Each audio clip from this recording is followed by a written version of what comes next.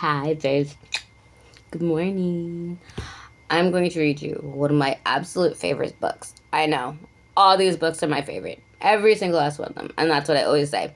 But this one is extra special.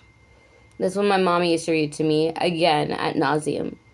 But it's also how I figured out what to name my daughter. Hi, Madeline. And without further ado, Madeline by Ludwig Bemelmans. I'm going to take a sip of water right quick, and then we'll start, because it's a little bit long.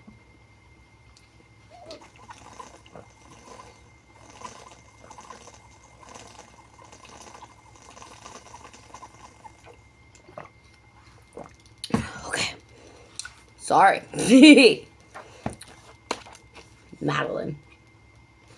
This one, I might get emotional. I love you, Maddie.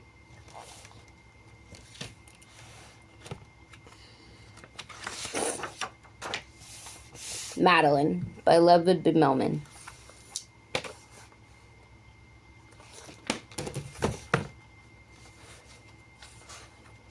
Madeline. An old house in Paris, all covered with vines.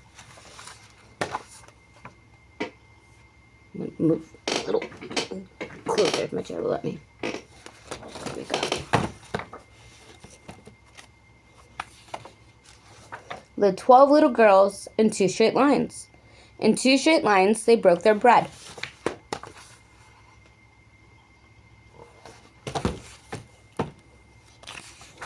Brushed their teeth and went to bed.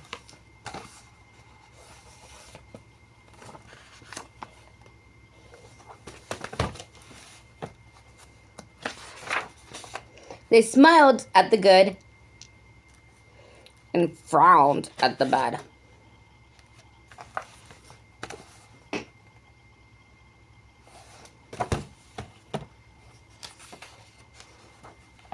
And sometimes they were very, very sad. They left the house at 9:12 in 2 straight lines.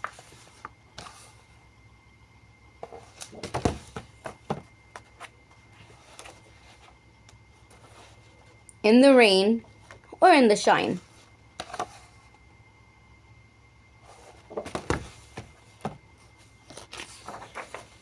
The smallest one was Madeline. She was not afraid of mice.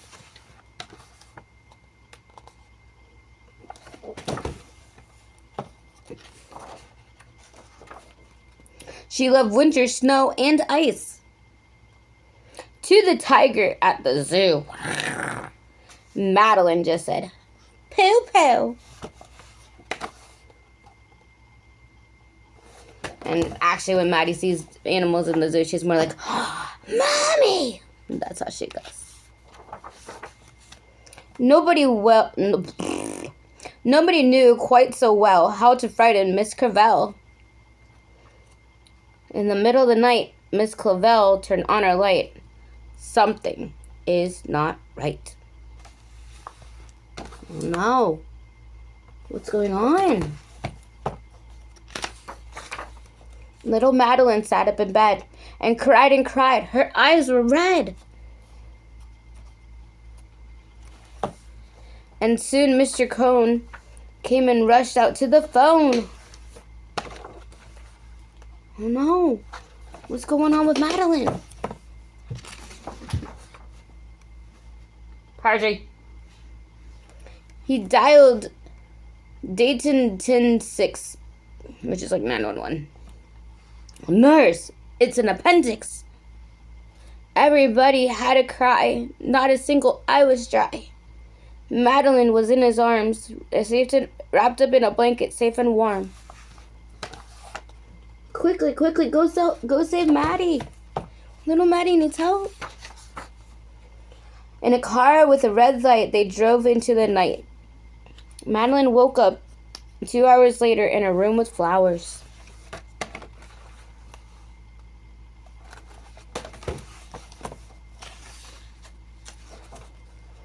Madeline soon ate and drank. On her bed there was a crank. and the crank on the ceiling made a shadow, that sometimes almost looked like a rabbit. Don't know if you can see that right there.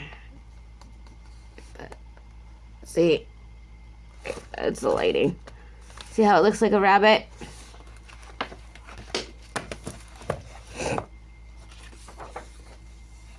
Outside were birds and trees and sky. So 10 days had just gone by. One nice morning, Miss Cavell said, "Isn't this a fine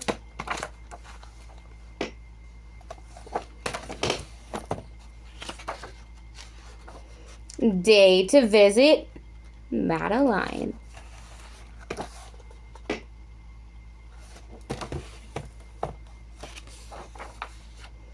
Visitors from 2 to 4 read the sign outside her door, tiptoeing on solemn feet with flowers in a vase. They're coming to visit their friends.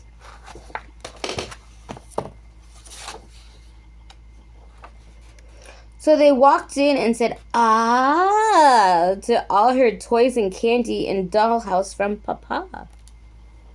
But the biggest surprise of all, on her stomach was a scar.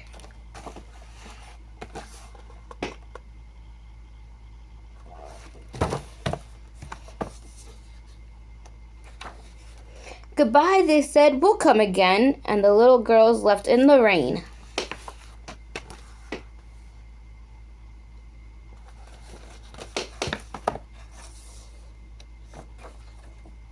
And they went home and broke their bread, brushed their teeth, and went to bed.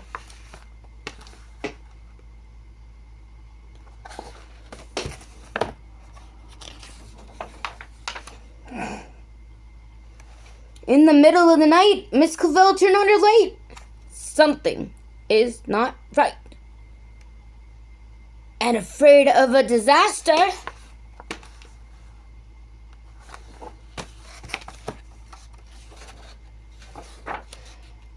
Miss Cavell ran fast and faster.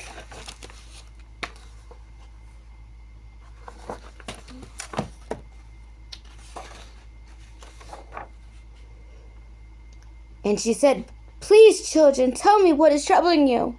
And all the little girls cried, "Boo-hoo! We want our appendix out too."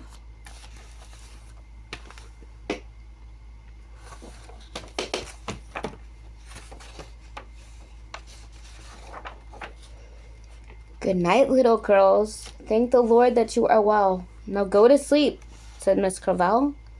She turned off the light and closed the door. And that's all there is. There is no more.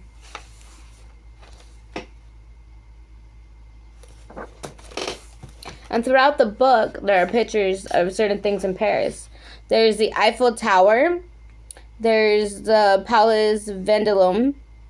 There's a Hotel des Invalides. There's Notre Dame. And the Gardens of Luxembourg. And the Church of the Sacred Coeur. And the Tuileries garden facing the Louvre. The Louvre. I gotta work on my French. But that, my beautiful babies, is Madeline. And maybe sometime I can get my Maddie, well, my growing rose, to read to. Love you guys.